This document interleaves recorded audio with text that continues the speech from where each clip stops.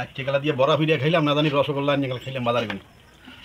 আটটে কলা দিয়ে বড়া পিঠা খাওয়ার জন্য ভিজেই না আল্লাহ চাউল পাড়ায় ফেসতে হবে, ফিসে তারপর গুঁড়ি করতে হবে। গুঁড়ি করলাম, এইবার চালন দিয়া এটাকে পোষতে হবে, একদম গুঁড়োটা বের করতে হবে। এবার গুঁড়ো বের করা শেষ, আটটে কলা ছড়লাম। আটটে কলা থেকে আটি আলাদা করতে হবে, সেই জন্য চালনের উপরে এইভাবে করে আটি আলাদা করতে হবে। এই যে আটি আলাদা করা শেষ,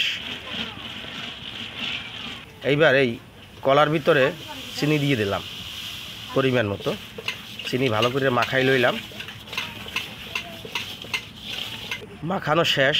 এখন চাউলের গুঁড়া দিয়ে দিলাম। চাউলের গুঁড়া ভালোভাবে মিশাইয়া তারপর আটা দিয়ে দিলাম পরিমাণ মতো। আটা বেশি না, অল্প একটু হালকা পানি দিয়ে দিলাম। তারপর ভালোভাবে মাখাইতে হবে, একটু হালকা লবণ দিয়ে দিলাম পরিমাণ মতো। ভালোভাবে মাখাইয়া 4-5 ঘন্টা রেখে দেব এই পাত্রেই।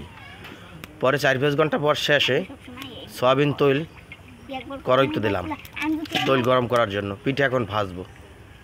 পিঠা ভাজার জন্য প্রথম পিঠাটাই দিলাম কড়াইয়ের ভিতরে, গরম তেলের ভিতরে। এইবার পিঠা ভাজি হচ্ছে, কত সুন্দর কালার আস্তে আস্তে চলে আসছে।